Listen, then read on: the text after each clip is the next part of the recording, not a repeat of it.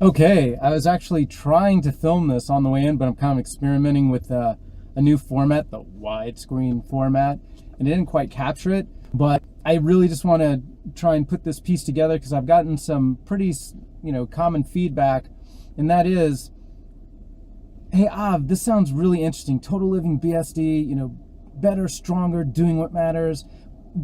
Can you tie it together for me? Can you kind of give me an idea of a day in the life of Total Living BSD? What does that feel like? What does that look like? What does that taste like?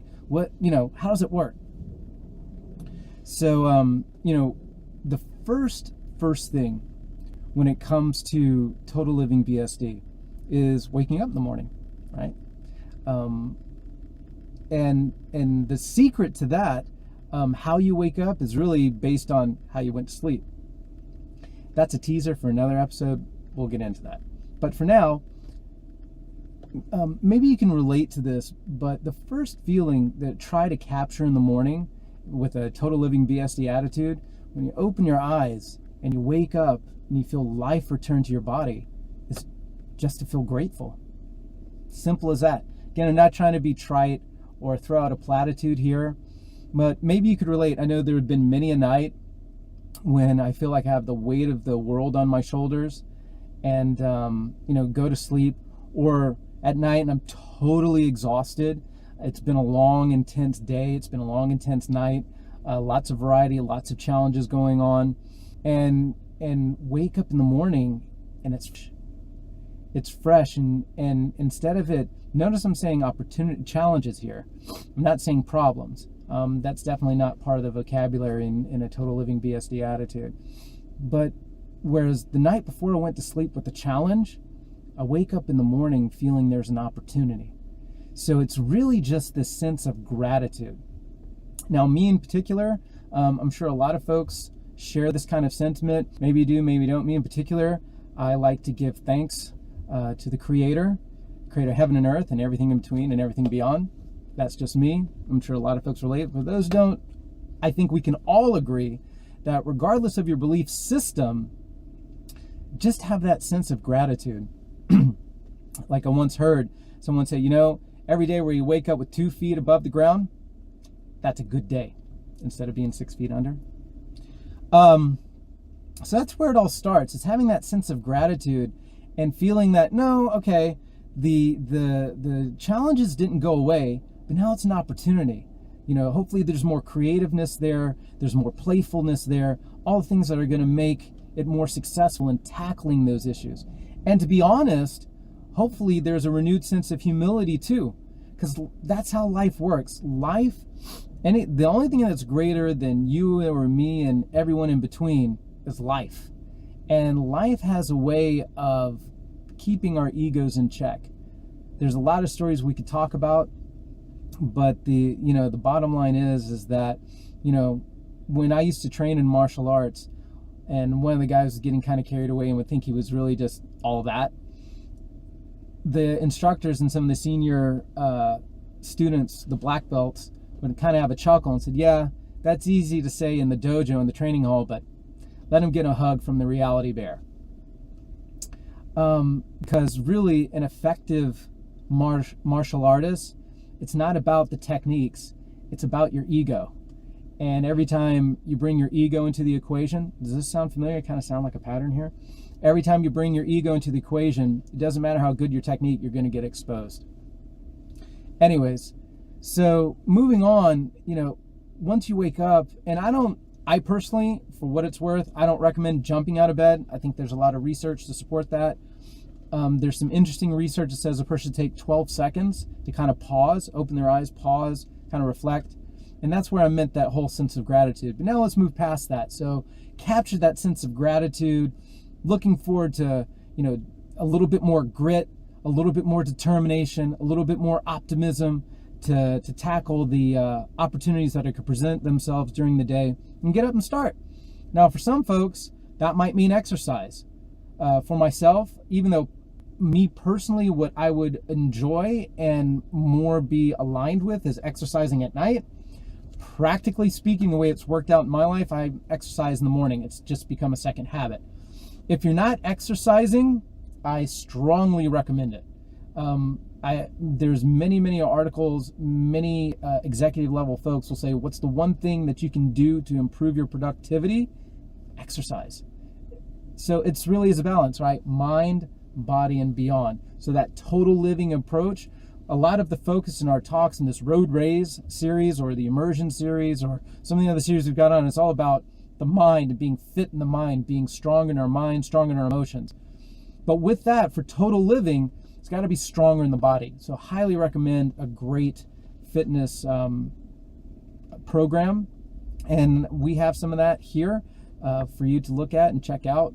Check out some of the segments concerning that. So he's moving on. But really where the bulk, where the rubber hits the road, with total Road Raise, right? Rubber hit, is a large, unless you live in a cave, or for very few individuals, most of our days are going to be spent around interacting with folks.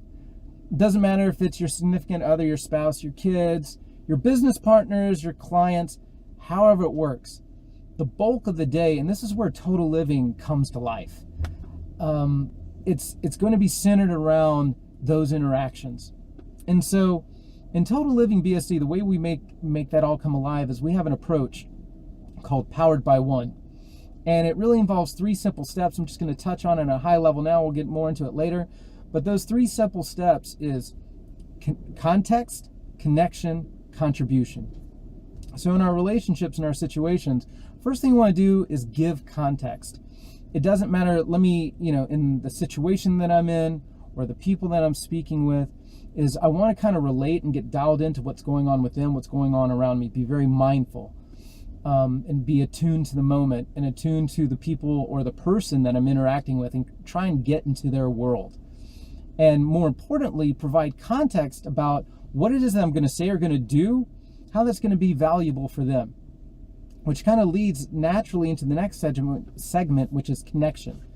And in connection, that's where we're going to get into the whole interaction and really come across and work on being authentic and really being there. See, when you give your context and then you live that, you become authentic, become totally attuned and mindful to the situation going around you and the person you're interacting with, that connection starts to be created. And as the things you speak about and the things you do and the things that you suggest come across as being of value to them, then that connection deepens. Because we know everyone naturally is interested in themselves, not in you, but in themselves, right? That's how most people are wired. So from context, connection, contribution, where it really comes down to is, what is it that I'm going to say or do?